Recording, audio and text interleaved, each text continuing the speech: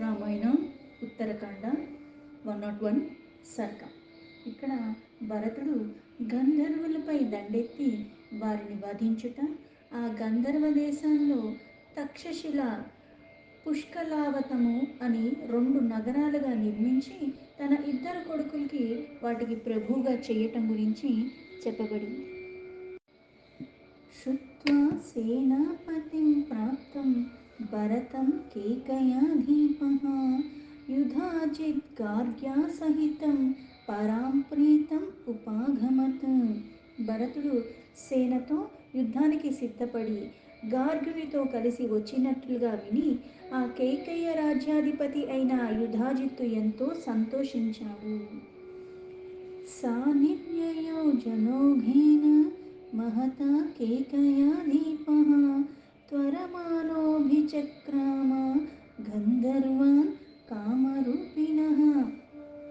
వెంటనే యుధాజిత్తు పెద్ద సైన్యాన్ని తీసుకుని తను కూడా బయలుదేరాడు.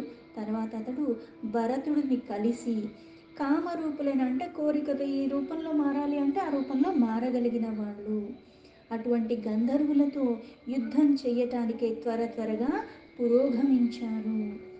భరతశ్చ యుధాజిశ్చ సమేతో లఘు విక్రమేణ గంధర్వనగరం ప్రాప్తో సభలో సపధానుఘో. భరతుడు యుధాజిత్తులు ఇద్దరు కూడా వాళ్ళ చతురంగ బలములతో ఇతర అనుచరులతో కలిసి చకాచకా సాగిపోతున్న ఆ గంధర్వ నగరానికి చేరుకున్నారు. యుద్ధం చెయ్యటానికి ఇద్దరూ కూడా సిద్ధపడి ఉన్నారు. శుత్వా తు భరతం ప్రాప్తం గంధర్వాస్తే సమాగతాః యుద్ధకామా మహావీర్య వ్యనధన్వై సమంతతః. యుద్ధ ప్రీతి గలవారు మహావీరులు అయిన ఆ గంధర్వులు భరతుడు తమతో యుద్ధం చేయటానికి వచ్చినట్లు విని వెంటనే వాళ్ళు కూడా యుద్ధానికి సిద్ధపడి ఒక్క చోట చేరి రణ కోలాహల ధ్వనులుగా చేశారు. తతః సమభవద్యుద్ధం తుమూలం రోమహర్షణం సప్తరాత్రం మహాభీమం నాచా అన్యతరయోర్జయః. ఇరు పక్షాల వారి మధ్య భయంకరమైన సంకూల సమరం, అంటే ఇద్దరు కూడా ఇటుపక్క సేన అటుపక్క సేన కూడా బలాబలాలు అంతా సమానంగా ఉన్నట్టుగా ఆ సమరము సాగుతూనే ఉంది. ఇలా 7 రోజులు గడిచిపోయింది. అది చూసేవారికి మాత్రం భయాన్ని కల్పిస్తూ ఉన్నది. చేసేవాళ్ళు మాత్రం చాలా నిర్భయంగా చేసుకుంటూ వెళ్ళిపోతున్నారు. చూసేవాడికి భయం, ఉన్నవాడికి ఇంకా భయం పెరిగిపోయేలాగా ఉన్నది అక్కడ పరిస్థితి. ఖడ్గశక్తిర్ధనుగ్రాహ నత్యః శోణిత సంస్రవాః రుకళేభరవాహిన్యః ప్రవృత్తాః సర్వతో దిశం. కానీ ఆ ఉభయ పక్షాలలో ఉన్న సేనలు మాత్రం జయం పొందాలన్న ఇచ్ఛతోనే యుద్ధం చేస్తున్నారు. కానీ ఇటుపక్క వాళ్ళకి కానీ అటుపక్క వాళ్ళకి కానీ ఎవరికి విజయం రావట్లేదు. హోరాహోరీగా యుద్ధం జరుగుతుంది.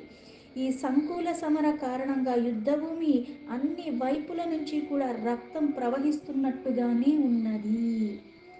తతో రామానుజః క్రుద్ధః కాలస్యాస్త్రం సుధారుణం సంవర్తం నామ భరతో గంధర్వేష్వాభ్యచోదయత్. అంతటా ఖడ్గాలు, శూలాలు, ఇప్పుడు చంపుకుంటున్నారంటే ఆయుధాలు కూడా విరిగిపోతూ ఉంటాయి. ఆ శరీరంలో ఉన్న అంగాలన్నీ కూడా, చేతులు, తలకాయలు, కాళ్ళు అన్నీ కూడా ఖండించవేయబడుతూ ఉంటాయి. ఆయుధాలు కూడా విరిగి పడిపోతూ ఉంటాయి. అక్కడ పడిపోయి ఉన్న శరీరాలే కాదు, రక్తమే కాదు, ఖడ్గాలు, శూలాలు, ధనుస్సులు అలా అంతా కూడా కనపడుతూ ఉన్నాయి. ఆ ప్రవాహంలో రక్తమే నీరులాగా ప్రవహిస్తుంది. యోధుల యొక్క శరీరాలు కూడా తేలుతూ వెళ్ళిపోతూ ఉన్నాయి. అంతటా భరతుడు చాలా కోపానికి లోబడి ప్రళయకాలంలో ఎలా ఉంటాడో అలా తన భయంకరమైన సంవర్తము అన్న పేరు గల అస్త్రాన్ని ఆ గంధర్వ యోధుల మీద ప్రయోగించాడు. తే బద్ధాః కాలపాసేన సంవర్తేన విధారితాః క్షణేన విహతస్తేన త్రిస్రః కోట్యో మహాత్మనాం. భరతుడు ప్రయోగించిన సంవర్త అన్న అస్త్రము మహాయోధులైన 3 కోట్ల మంది గంధర్వులందరినీ కూడా చీల్చి చెండాడేసింది. ఆ అస్త్రం యొక్క దాటికి దెబ్బతిన్న ఆ గంధర్వులందరూ కూడా క్షణకాలంలోనే మృత్యుముఖానికి చేరుకున్నారు. తం ఘాతం ఘోర సంకాసం నాస్మరంతి దివోకసః నిమేషాంతరమాత్రేణ తాదృశాన మహాత్మానాం. అలాంటి మహాయోధులైన వాళ్ళే గంధర్వులు 3 కోట్ల మంది ఒక్క క్షణంలో ఘోరాతి ఘోరంగా ఆ యుద్ధ భూమిలో అలా పడిపోయి ఉంటే దేవతల సహితం అక్కడ అంతకు ముందు కని విని ఎరగనిది. ఇలాగ ఎవరు అంతమంది అంత బలశాలు ఒక్కసారిగా మరణించటం అన్నది ఎవరు చూడలేదు. హతేషు తేషు సర్వేషు భరతః కైకేయీ సూతః నివేశయామాస తథా సమృద్ధే ద్వే పురోత్తమే.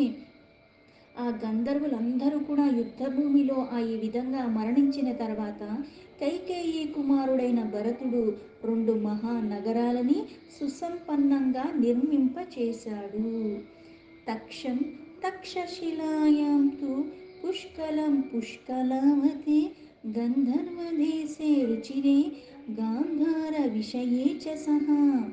ఆ 2 నగరాలు అందమైన గంధర్వ దేశాలలాగా తక్షశిలాపురానికి తక్షుడు అన్న కుమారుణ్ణి, అలాగే మనోహరమైన గాంధార దేశంలో పుష్కలావత అన్న నగరానికి పుష్కలుడు అన్న కొడుకుని పరిపాలకులుగా భరతుడు నియమింపాడు. ధనరత్నౌఘ సంపూర్ణే కాననేహ ఉపశోభితే అన్యోన్య సంఘర్షకృతే స్పర్ధయా గుణ విస్తరేహ. ఆ 2 పురముల్లో కూడా ధనము కనక వస్తు వాహనాలతో అంటే అన్ని రకాలుగా సమృద్ధిగా ఉన్న అలాగే రత్నపు రాసులతో విలసిల్లుతూ ఉన్నాయి. చక్కని వనాలతో అందంగా అలరారుతున్నాయి. ఎన్నో అనేక రీతిలుగా గుణముల చేత ఒకటికి ఇంకొకటి అన్నట్టుగా ఏది చూసినా సరే అంత బాగున్నాయి. అక్కడ ఒకదానితో మరొకటి పోటీ పడుతున్నట్టుగా ఉన్నట్టుగా అవన్నీ కూడా నిర్మింపచేసి ఉన్నాయి. ఉభే సురుచిర ప్రఖ్యే వ్యవహారేహ అఖిల్భిష్యేహ యుధ్యానయన సంపూర్ణే సువిభక్తాంతరాపణి. ఆ 2 నగరాల యొక్క శోభలు చాలా అపూర్వంగా ఉన్నాయి. వాటిలో వ్యాపార కార్యక్రమాలు ఇటువంటివన్నీ కూడా ధర్మబద్ధంగాను, అలాగే న్యాయంగాను, అంటే ఎక్కడ మోసం లేదు, ఇంకొకరిని బాధించేలాగా ఇంకొకరిని పాడు చేసేలాగా కాకుండా అందరూ న్యాయంగా ధర్మంగా ధర్మబద్ధంగా వ్యాపారాలు కూడా చేసుకుంటూ ఉన్నారు.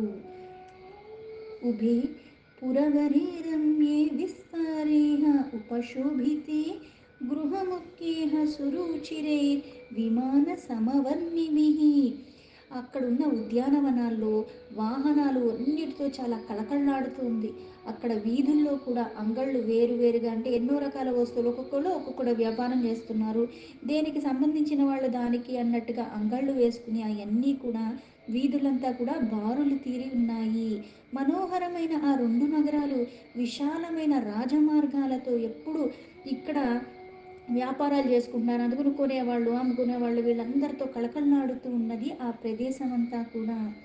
శోభితే శోభనీయేశ్చ దేవాయతన విస్తరేహ తాళైస్తమాలైస్తిలక్యేహ వకుళేహ ఉపశోభితే. ఆ రాజభవనాలు కూడా దానికి అందంగా ఉన్నట్టుగా అందచందాలతో తీర్చిదిద్దబడి చాలా పెద్ద పెద్ద భవనాలతో చాలా అందంగా ఉన్నాయి. ఆ 2 నగరాల్లో విశాలమైన దేవాలయాలతో కూడా శోభాయమానంగా కనులకు విందుగా ఉన్నది. ఇందులో తాళ వృక్షాలు, కానుక చెట్లు, తిల వృక్షాలు, పొగడ చెట్లు ఆ నగరానికి ఇంకా ఇంకా అంటే ఇక్కడ చెట్ల దగ్గర నుంచి, వనాల దగ్గర నుంచి, భవనాల దగ్గర నుంచి, ఇక్కడ వీళ్ళు చేసుకునే వ్యాపార రీత్యా అంగళ్ళ దగ్గర నుంచి ప్రతిదీ కూడా ఒకదానికొకటి ఇంకా అందాన్ని పెంచుతున్నట్టుగా ఉన్నాయి. ఆ నగరానికి వన్య చిన్నులుగా తీర్చిదిద్దినట్టుగా ఉన్నాయి. నివేశ్య పంచభిర్వర్షేః భరతో రాఘవానుజః పునరాయన్ మహాబాహుః అయోధ్యాం కైకేయీ సూతః కైకేయీదేవి యొక్క కుమారుడైన భరతుడు మహాబాహువు. 5 సంవత్సరాల కాలము ఆ 2 నగరాల్ని మొత్తంగా తీర్చిదిద్దిన తర్వాత అప్పుడు రాముడున్న ప్రదేశానికి కొడుకులకి ఆ భారాన్ని అప్పజెప్పేసి ఆ వ్యవస్థనంతా కూడా చక్కదిద్ది, అంటే ఎటువంటి ఇబ్బందులు రాకుండా అధికారాన్ని ఇచ్చారు. ఒక పని మనకి అప్పజెప్పారంటే ఎలా ఉండాలి అంటే మళ్ళీ అక్కడి నుంచి ఇది లేదు అది లేదని కాకుండా అది మళ్ళీ కొనసాగటానికి కూడా మధ్యలో ఎట్లాంటి విఘ్నాలు లేకుండా ఆ వ్యవస్థని మొత్తం కూడా నిలిపి అన్ని రకాలుగా సమస్తం ఏ నగరానికి ఆ నగరమే ఆ 2 అంతలాగా చేసి తన కొడుకులకు ఆ బాధ్యతని ఇచ్చి, ఆ బాధ్యతని ఇచ్చి కూడా మళ్ళీ 5 సంవత్సరాలు అవన్నీ సరిగ్గా వ్యవస్థ నడుస్తుందో లేదో కూడా అన్నీ చూసి తన బాధ్యతను అన్న చెప్పిన ఆ కార్యాన్ని కూడా చక్కగా చేసిన తర్వాత అప్పుడు భరతుడు అయోధ్యకి రాముడి దగ్గరికి మళ్ళీ తిరిగి వెళ్ళాడు. ఇక్కడ ఒకళ్ళ గురించి ఒకళ్ళకి అవగాహన, పైగా బాహ్య ప్రాణం అని చెప్పటం ఎందుకంటే చెప్పింది చెప్పినట్టుగా చెయ్యటమే కాకుండా కొన్ని కొన్ని మనకి కాలానుగుణంగా మనకి వస్తూ ఉంటాయి. అది ఆస్తి కావచ్చు, పదవి కావచ్చు, ఏదన్నా కావచ్చు, కీర్తి ప్రతిష్టలు. ఇవి వచ్చినప్పుడు ఏమవుతుందంటే మళ్ళీ చంచలత్వం వచ్చేస్తుంది. ఇక్కడ ఇంతలాగా ఉన్నప్పటికీ కూడా ఇవన్నీ తన కొడుకులకే అన్నప్పటికీ నేను నా కొడుకులతో ఉంటానని అనొచ్చు కదా, నేను రాను అని కూడా చెప్పచ్చు. కానీ అక్కడ దేనికి తావు లేకుండా అన్న చెప్పిన పని చెప్పినట్టుగా తూచా తప్పకుండా చేసి తన బాధ్యతను సరిగ్గా చేసి మళ్ళీ తన అన్న దగ్గరికే వెళ్ళిపోయాడు.